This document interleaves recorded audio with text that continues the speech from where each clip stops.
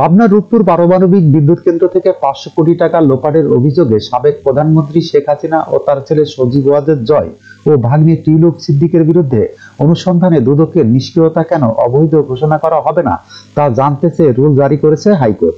রোববার 15 ডিসেম্বর বিচারপতি ফাহমিদা কাদের ও বিচারপতি মুবিনা আসাফের হাইকোর্ট বেঞ্চ এ রুল জারি করেন।